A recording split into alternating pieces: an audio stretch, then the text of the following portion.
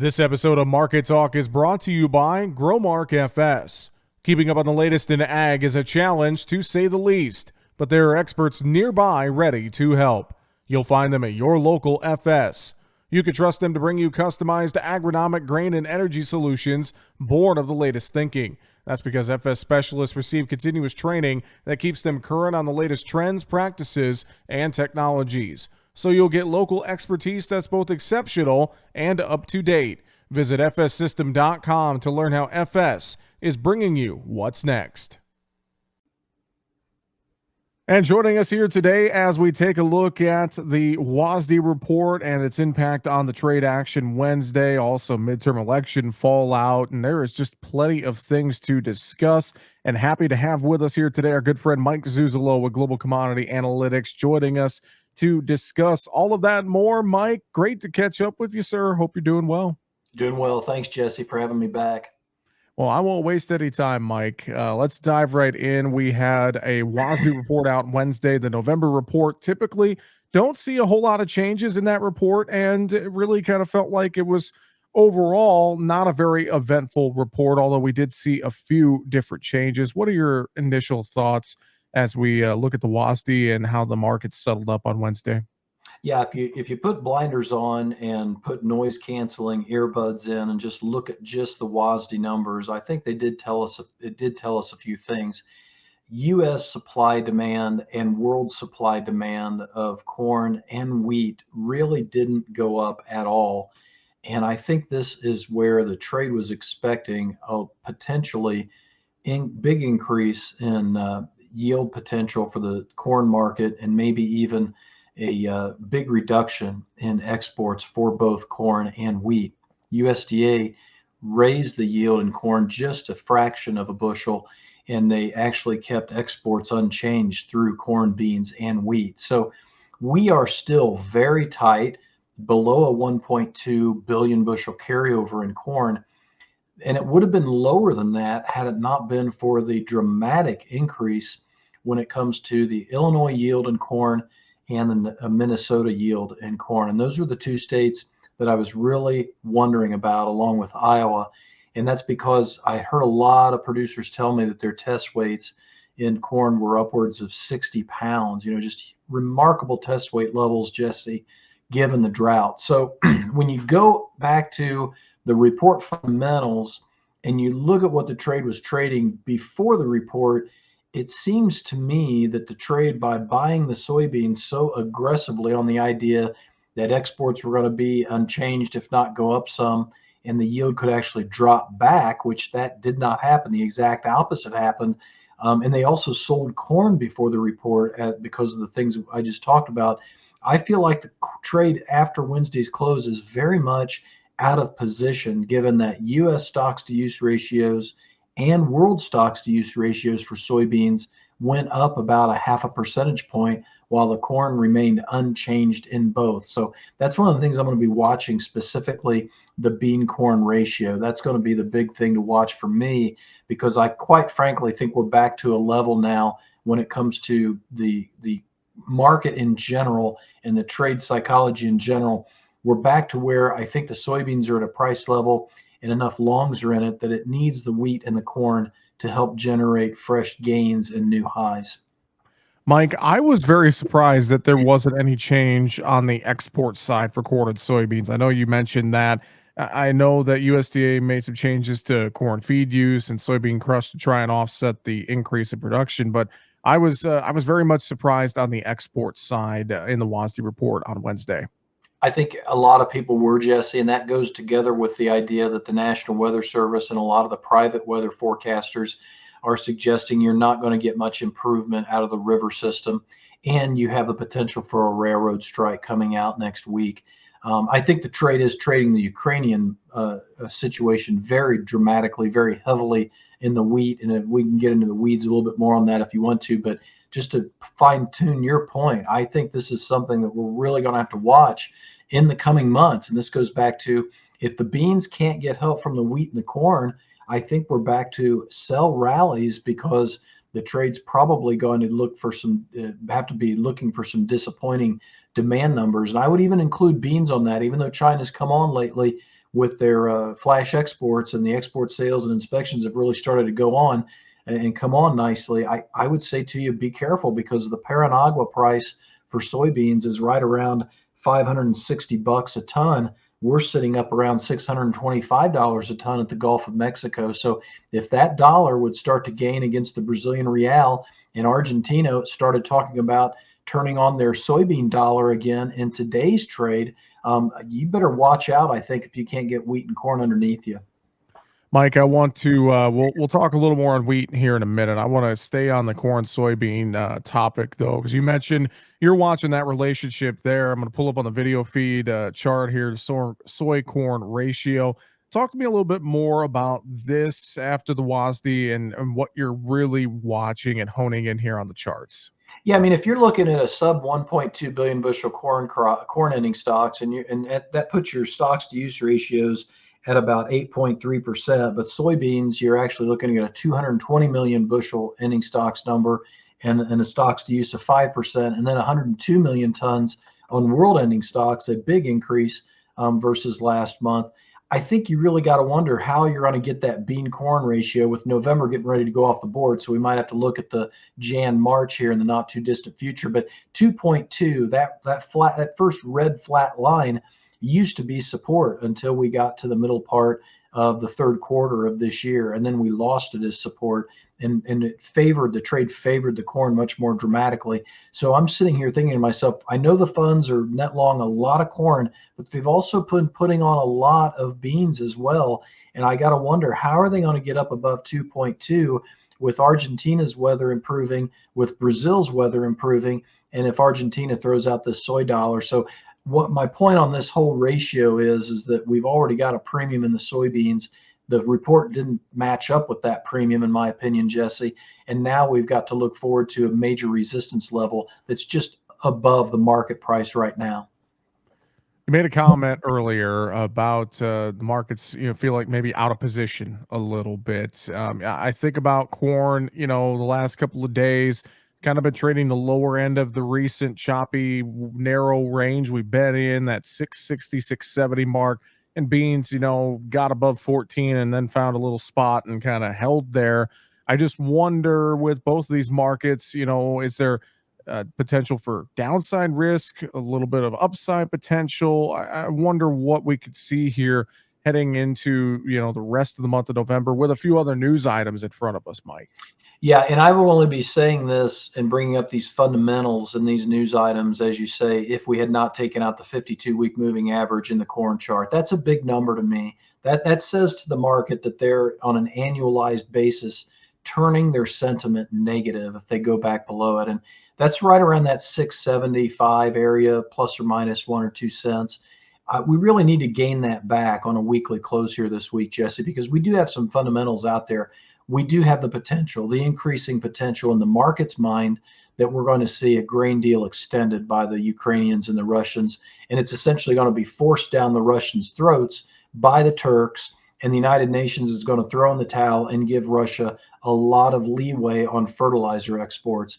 And so that, I think, is the hallmark move, the hallmark number one indicator and price action maker in the wheat market right now. Not really today's report, because today's report I thought was very supportive for the wheat market overall, especially given that we're looking at Oklahoma good to excellent conditions in winter wheat at 14%. It essentially says there's no crop in Oklahoma, and we're going to be 15 degrees in western Kansas in 2 days, and on Friday, Saturday morning. So we're not looking at weather. Yes, USDA cut the Argentine crop in wheat by 2 million tons.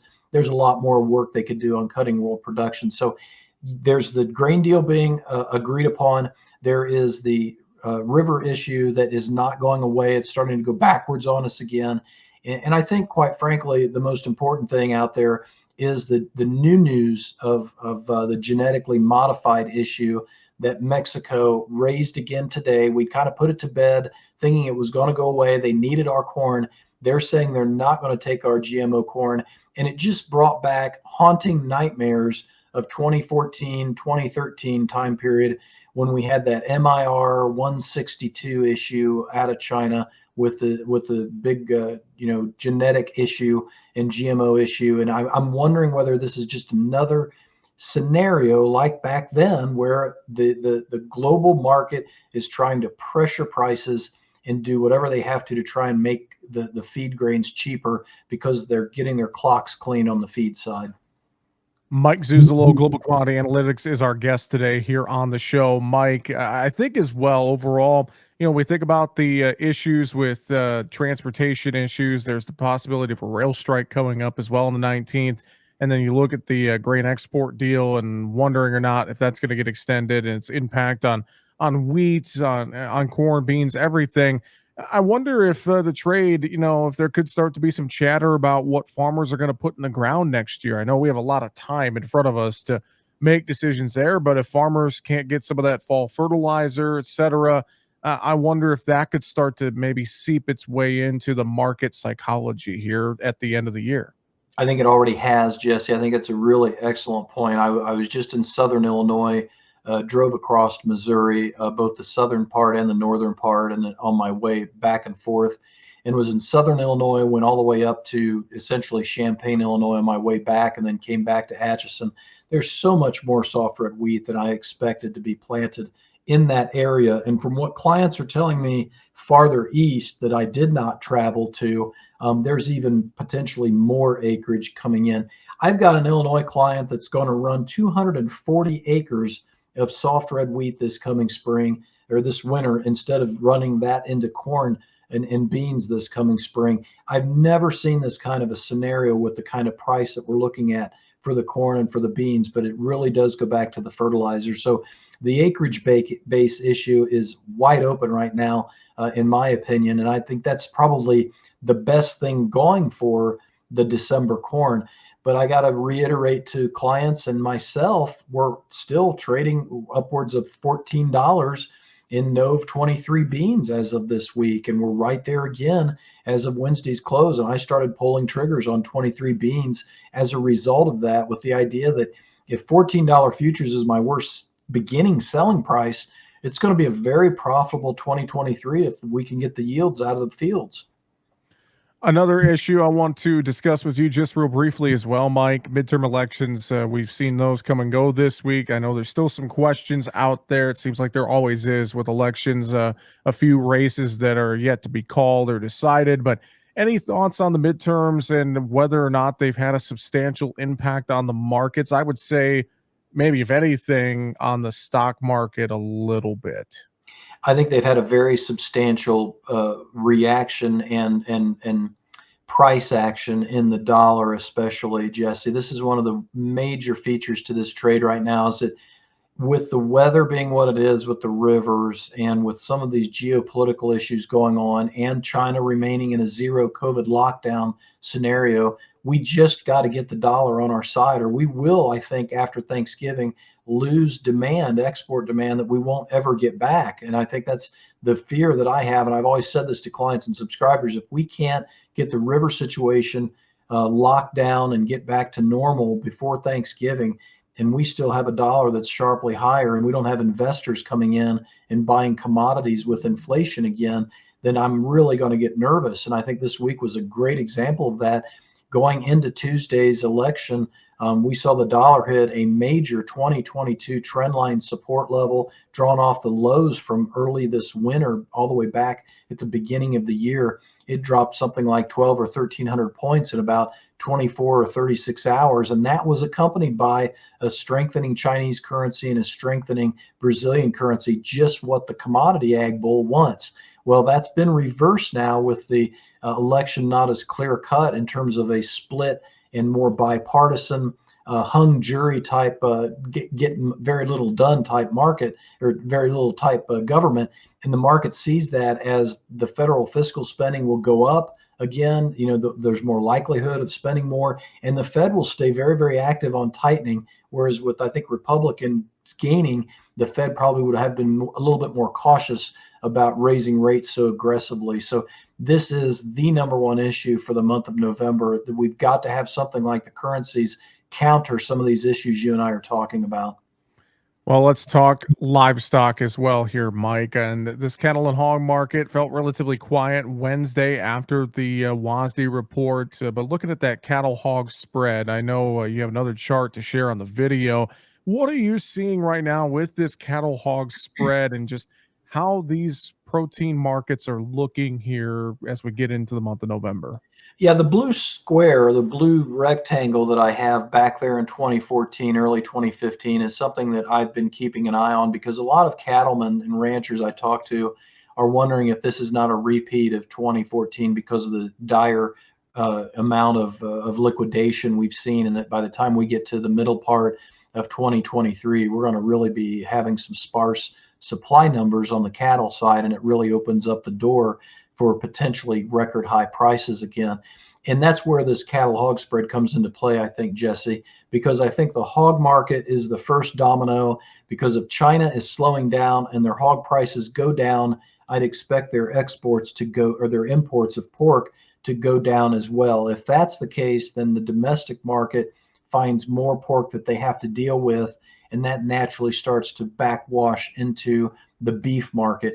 The second domino out there to fall here is the avian flu. I talked to a really good client in Southern Illinois today, and he talked about worrying about the avian flu because, and he's a pretty large turkey producer, and he said it did not go away in the summertime, and it makes him very, very nervous. And we've already got some more cases this week in states like Mississippi, and not states far away from the major flocks. So I think this is where if the avian flu gets as bad as it was in 2015, that was the record year where 50.5 million birds died. That's why that cattle hog spread got upwards of $100 because we were really running on all eights because we had a tighter supply of both beef and poultry. And we were also nursing ourselves out of the PED virus. So we've got some fundamentals there that could give us a 2014, 2015 market. One of the missing fundamentals, though, is the corn market. If the corn market stays strong and goes higher, I think that takes away from the feeders.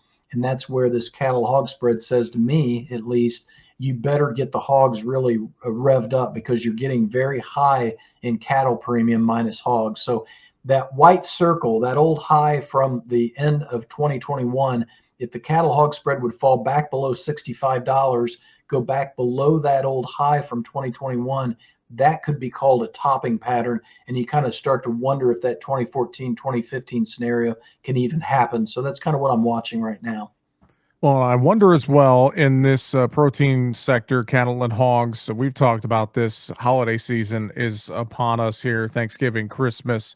I wonder how much demand domestically at the grocery store. What are we going to see with everything going on with inflation, et cetera? What are we going to see there, and what could that impact be on cattle and hog markets as well? Yeah, it's not looking good right now. It's not looking as good as I'd like because I saw the turkey prices at our local Walmart, and I know it's just one snapshot, but there's a lot of rollbacks on turkey prices. And with the bird shortage already, I was very surprised that 60, 70, 80 cents a pound rollbacks on prices for birds was a big shock to me. And they're rolling these specials out a lot earlier. Unless you got freezer space for your turkeys, you're not going to be buying them right now because you can only keep them about a week if they're frozen in the fridge. So I'm really nervous about the holiday seasonal buying pattern. And I'd like to see, I know the spiral cut hams are coming in also to try and compete with some of these higher bird prices, especially boneless turkeys. I really want to see that ham come in, the cutout for the ham side of the equation come in, because this is notoriously a weak belly seasonal time period. So kind of need the hams to offset the belly. So you bring up a really big point. This Thanksgiving could be a very good leading indicator to the overall holiday seasonal buying pattern. Well, maybe some of these stores are doing rollbacks. They're trying to compete with Aldi because Aldi announced they're going with prices at 2019 levels for this Thanksgiving. Hard to say there, but Yeah. Mike, always a pleasure with the analysis and the insight. Before we let you go today, any final thoughts you'd like to share with us? Yeah, I just say, this is going to be a really tricky end of 22, beginning of 23. And, sign up for a trial at globalcomresearch.com, get on the product services, download a product services brochure, take a look at that and see if there's not something we can't maybe help you with. in terms of answering some questions. And, I work with clients that just want to do one specific thing or have me look at one specific thing. And that could be energy, or it could be interest rates, or it could be the ag sector, Jesse. So, I think this is a time period where you kind of want to have some professional help and aid as we navigate this next 6 months, because it looks like a doozy to me. And I've been doing this since 1995. So, but thanks for having me. I appreciate it.